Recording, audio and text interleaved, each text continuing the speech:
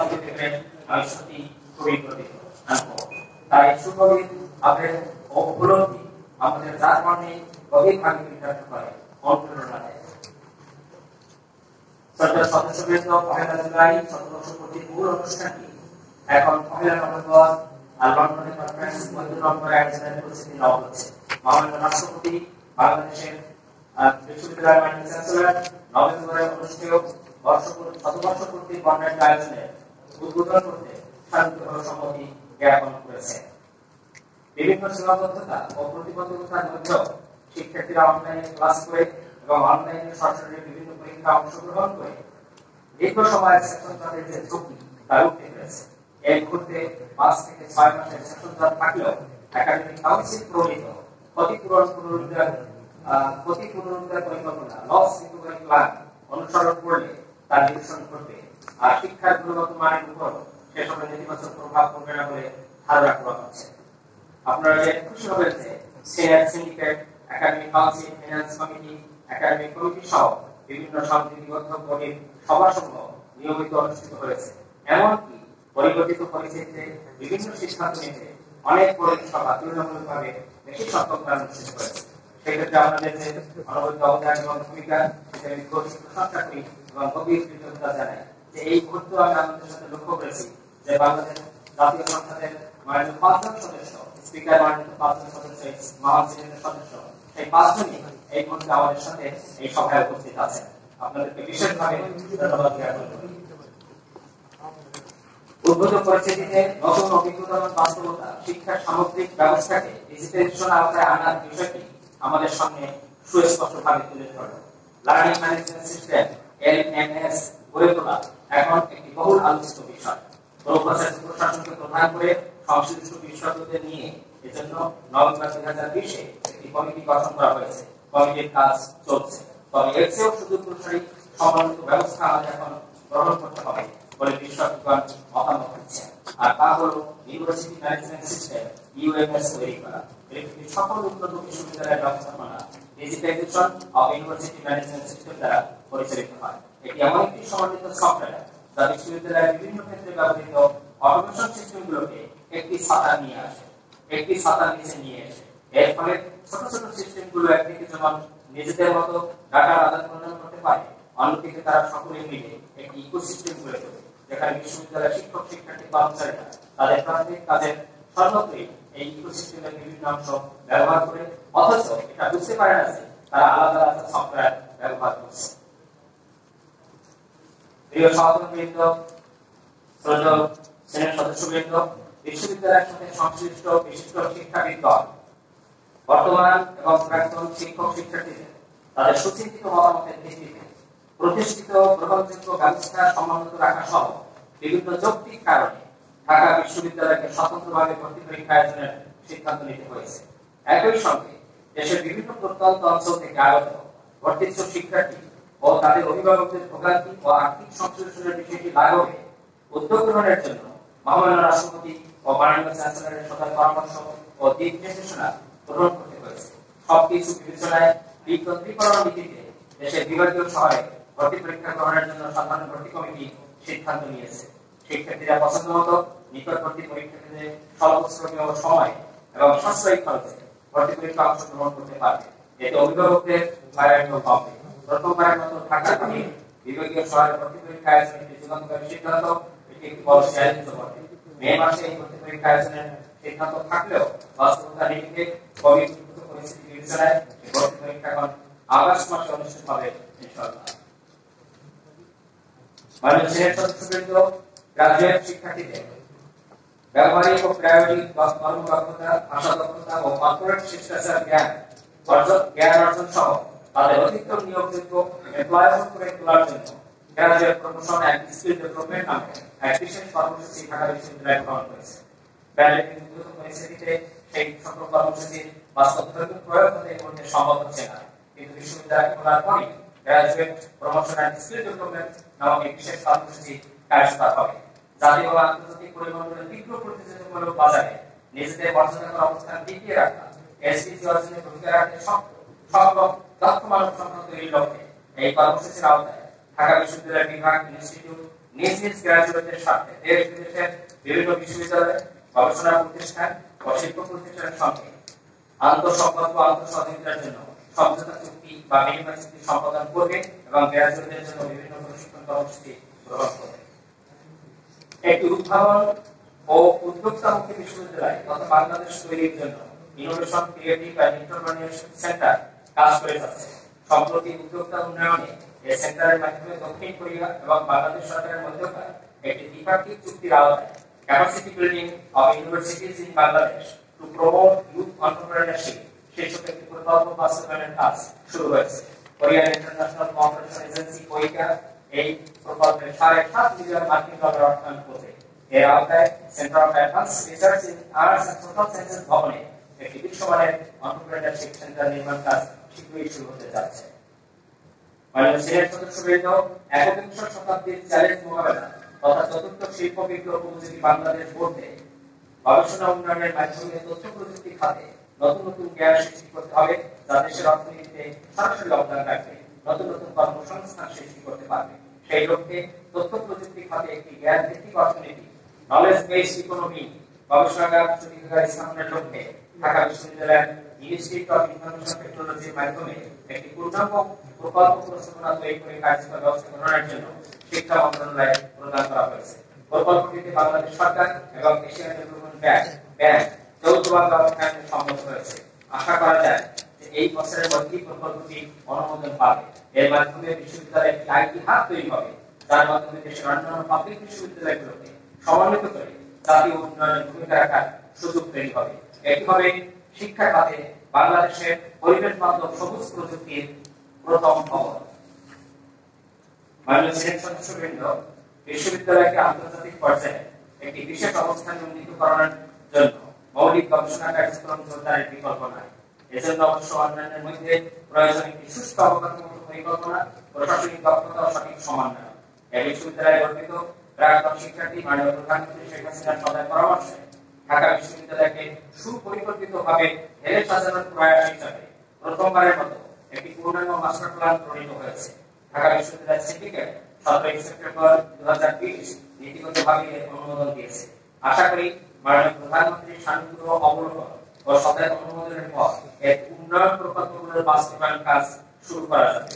উন্নয়ন প্রকল্পের প্রথম পর্যায়ে অন্যান্যের মধ্যে রয়েছে গবেষণাগার সংস্কার ও আধুনিকায়ন, কেন্দ্রীয় লাইব্রেরির সম্প্রসারণ ও আধুনিকীকরণ, ছাত্র শিক্ষক কেন্দ্রের উন্নয়ন, ঢাকা বিশ্ববিদ্যালয় মেডিকেল সেন্টার, বর্তমান Shaheed Buddhijibi doctor Mohammad Murtaza medical centre এর যুগোত্তরীকরণ ও পুনর্নির্মাণ, মেয়েদের জন্য জয় বাংলা হল ও শহীদ আত্মের সুলতানা কামাল হল তৈরি, ওয়াকওয়েল জলাধার সংস্কার, নান্দনিক সবুজ পরিবেশ তৈরি, একটি জ্ঞান ভিত্তিক অর্থনীতি বিকাশের জন্য আইটি হাব তৈরি, ঐতিহ্যিক স্থাপত্য শৈলীতে কেন্দ্রীয় মসজিদ পুনর্নির্মাণ প্রভৃতি। সরকার সহকর্মীবৃন্দ, সিনেট সদস্যবৃন্দ, ঢাকা বিশ্ববিদ্যালয়ের মহিষী নারী বঙ্গমাতা ফজিলুন্নেসা মুজিবের নামে একটি গবেষণা সেন্টার প্রতিষ্ঠা করার জন্য বিগত সিনেটে প্রস্তাব করা হয়েছিল। সেই মোতাবেক Bangamata Sheikh Fazilunnesa centre for women, gender and policy studies শীর্ষক একটি সেন্টার প্রতিষ্ঠার উদ্যোগ হাতে নেওয়া হয়েছে। এই সেন্টারের মূল উদ্দেশ্য হল নারীর মর্যাদা, অবদান এবং ক্ষমতায়নের গুরুত্ব তাৎপর্য পর্যালোচনা করে সমাজকে আলোকিত করা এবং দেশ ও জাতির উন্নয়ন ঘটানো। এদেশের আন্তর্জাতিক পরিমণ্ডলে অতিথিযশা নারীদের অবদান ও কৃতিত্ব উল্লেখ করে আগামী দিনে নারী অধিকার ও নেতৃত্ব, লিঙ্গ সমতা ও উন্নয়ন সহ সমাজ, সংস্কৃতি ও রাজনীতির বিবর্তনের ক্ষেত্রকে বিকশিত করার লক্ষ্যে আলোচনা সভা, সেমিনার, সম্মেলন, গবেষণা ও প্রকাশনা কর্ম পরিচালনায় Bangamata Fazilunnesa centre for women, gender and policy studies অগ্রণী ভূমিকা পালন করবে বলে আমি দৃঢ়ভাবে আশা রাখি। Bangabandhu Sheikh Mujib research institute for peace and liberty কার্যক্রম শুরু করেছে। বিশ্ব শিক্ষাবিদ প্রফেসর ডক্টর ফখরুল আলম এর প্রথম পরিচালকের দায়িত্ব গ্রহণ করে পরিচালিত করেছেন। এই মহান সিনেটের সম্মানিত রেজিস্ট্রেটর সদস্য, সরাই ব্যাংক লিমিটেডের সম্মানিত সিইও এবং ব্যবস্থাপনা পরিচালক যারা মোহাম্মদ আতাউর রহমান প্রধান এই ইনস্টিটিউটের কার্যক্রম পরিচালনার জন্য অনুদান প্রদানে শান্তিপূর্ণ প্রতিশ্রুতি দিয়েছিলেন। আনন্দের সাথে জানাচ্ছি যে সরাই ব্যাংক লিমিটেড ইতিমধ্যে 50 লাখ টাকা ইনস্টিটিউটের জন্য অনুদান প্রদান করেছে, যারা মোহাম্মদ আতাউর রহমান প্রধান সহ সোনালী পরিবারের সম্মানিত সদস্যদের প্রতি গভীর কৃতজ্ঞতা জ্ঞাপন করছি। এই ইনস্টিটিউটকে আন্তর্জাতিক মানের উচ্চতায় উন্নীত করা আমাদের লক্ষ্য। আধুনিক সুযোগ সুবিধা সম্বলিত একটি স্বতন্ত্র স্থাপনা অবশ্যই অন্যতম পূর্ব শর্ত। সিনেট সদস্যবৃন্দ, জাতিসংঘের সাস্টেইনেবল ডেভেলপমেন্ট সলিউশন নেটওয়ার্ক এর উদ্যোগে গত 9 জুলাই 2020 অনুষ্ঠিত দুদিনব্যাপী university sector support to United Nations secretary general's call for a declaration of action on the SDGs শীর্ষক এক বিশেষ আন্তর্জাতিক ভার্চুয়াল সম্মেলনে বাংলাদেশ থেকে ঢাকা বিশ্ববিদ্যালয়ের উপাচার্য আমন্ত্রিত হন। উল্লেখ্য, এই সম্মেলনটি নির্বাচন জাতিসংঘ সাধারণ অনুষ্ঠানের কথা ছিল, কিন্তু কোভিড প্রতিবাদের কারণে এটি ভার্চুয়াল প্ল্যাটফর্মে অনুষ্ঠিত হয়। এতে জাতিসংঘের মহাসচিব অ্যান্টনিও গুতেরেস, উপমহাসচিব আমিনা মোহাম্মদ এবং ইউএনএসডিএস-এর প্রেসিডেন্ট কলম্বিয়া বিশ্ববিদ্যালয়ের অধ্যাপক ডক্টর জেফরি ফাস গুরুত্বপূর্ণ বক্তব্য রাখেন। ঢাকা বিশ্ববিদ্যালয়ের উপাচার্য এই সম্মেলনের উভয় দিন অংশগ্রহণ করে সংশ্লিষ্ট বিষয়ে মতামত উপস্থাপন করেন। পরবর্তীকালে 25 জুলাই 2020 সালে পাবলিক বিশ্ববিদ্যালয় সমূহের উপাচার্যবৃন্দের সাথে তিনি এসডিজি ও বিশ্ববিদ্যালয়ের বিষয়ে তার লক্ষ্য অভিজ্ঞতা নিয়ে এক মত বিনিময় সভায় মিলিত হন। SDG অর্জনে research and innovation, curriculum redesigning with interdisciplinary and post-disciplinary focus, national and global partnership and SDG responsible গঠন, এসআরপি পরিকল্পনার প্রতি উপাচার্যবৃন্দের সাথে দৃষ্টি আকর্ষণ করেন। উপাচার্য প্রশাসনের নেতৃত্বে ঢাকা বিশ্ববিদ্যালয়ে SDG রেসপন্স কোঅর্ডিনেশন সেল গঠন করা হয়েছে।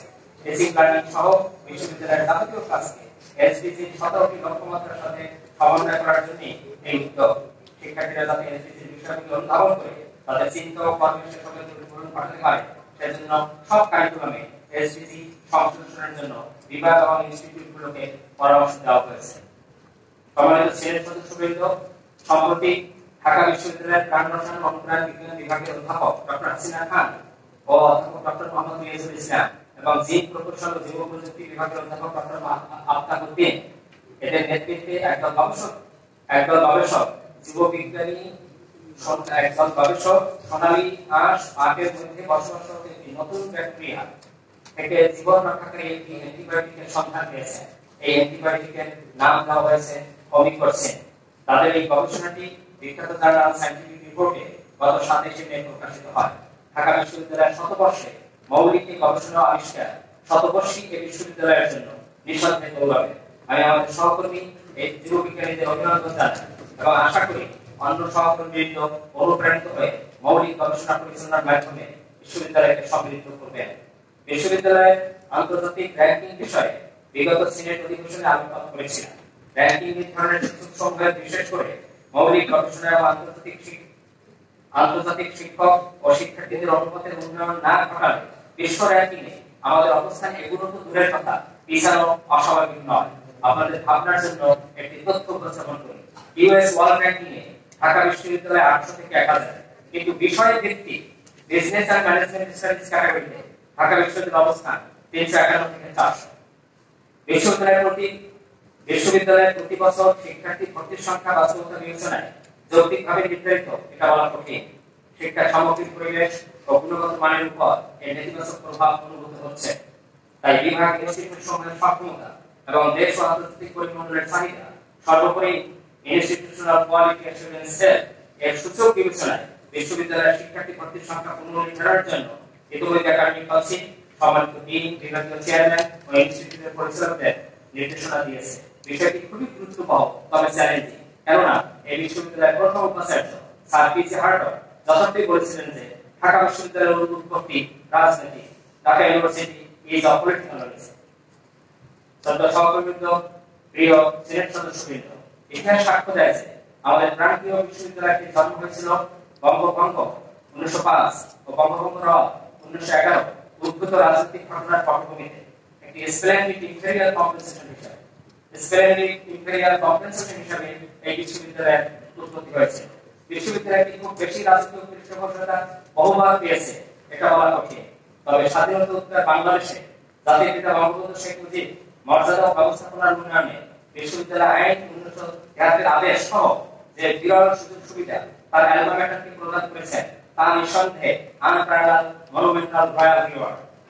এর প্রায় 5 দশক পর 2020-2021 বিশ্ববিদ্যালয়ের প্রাক্তন শিক্ষার্থী বঙ্গবন্ধু কন্যা মাননীয় প্রধানমন্ত্রী শেখ হাসিনা তার মাতৃসম বিশ্ববিদ্যালয়ের প্রতি যে আবেগ, দরদ, মমত্ববোধ ও শ্রদ্ধাশীল দৃষ্টিভঙ্গি বহিঃপ্রকাশ ঘটিয়েছেন, তা বিশ্ববিদ্যালয়ের ইতিহাসে এক গুরুত্বপূর্ণ দৃষ্টান্ত। শিক্ষার্থীদের আবাসিক ভবন সংস্কার ও সম্প্রসারণ, একাডেমিক ও আবাসিক ভবন সহ বিশ্ববিদ্যালয়ের সামগ্রিক অবকাঠামো উন্নয়নে তার অবারিত অবদান ও সুতীক্ষ্ণ নজরদারি মাইলফলক হিসেবে বিবেচিত। সম্প্রতি যুগোপযোগী আধুনিক ও পরিবেশ বান্ধব ছাত্র শিক্ষক কেন্দ্র নির্মাণে তার বিশেষ সানুগ্রহ নির্দেশনা ও পরামর্শ বিশ্ববিদ্যালয়ের শতবর্ষে ম্যাগনিফিসেন্ট ম্যাজেস্টিক এন্ডাওমেন্ট হিসেবে স্বর্ণাক্ষরে লেখা থাকবে। আমি মনে করি এসব অনুভূত অবদানের একটি স্মারক স্বীকৃতি থাকা সভ্যতা ও সংস্কৃতির বিকাশের জন্য খুবই জরুরি। আশা করি বিশ্ববিদ্যালয় সিন্ডিকেট যথাসময়ে এই নিরিখে যথাযথ সিদ্ধান্ত গ্রহণ করবে। মাননীয় সিনেট সদস্যবৃন্দ, সুধীজন, হেলেন কেলারের এই বিখ্যাত উক্তিটি আমি আপনাদের সকলের সদয় দৃষ্টিতে আনতে চাই। Quote, alone we can do so little, together we can do so much. Unquote. বিশ্ববিদ্যালয়ের প্রতিটি বিভাগ, ইনস্টিটিউট, সেন্টার, অধিভুক্ত উপাদানকল্প কলেজ সমূহ এবং অন্য সকল অংশীদার নিজেদের দায়িত্ব সঠিকভাবে পালন করার মাধ্যমে আমাদের গৃহীত জাতীয় পরিকল্পনার সুষ্ঠু বাস্তবায়নে গুরুত্ববহ ভূমিকা রাখবে বলে আমি আন্তরিকভাবে আশাবাদ ব্যক্ত করছি। আমাদের জাতীয় কবি কাজী নজরুল ইসলামের সেই কথাটি স্মরণ করি, ভোট ব্যর্থ না হওয়ার সবচেয়ে নিশ্চিত পথ হল সাফল্য অর্জনের দৃঢ় সংকল্প হওয়া। আনকোট। শতবর্ষী মাতৃসম এই বিশ্ববিদ্যালয়টিকে দ্বিতীয় শতবর্ষের উপযোগী বিশ্বমানের বিশ্ববিদ্যালয় হিসেবে গড়ে তোলা আমাদের সকলের নৈতিক ও পেশাদারী দায়িত্ব। আমরা সামষ্টিকভাবে প্রতিশ্রুতিবদ্ধ হয়ে আমাদের নিজস্ব অবস্থান থেকে ঐতিহ্যবাহী বিদ্যাপীঠের জন্য সর্বোচ্চ দায়িত্ব পালন করতে আমি আপনাদের সকলের প্রতি বিনম্র আহ্বান জানাচ্ছি।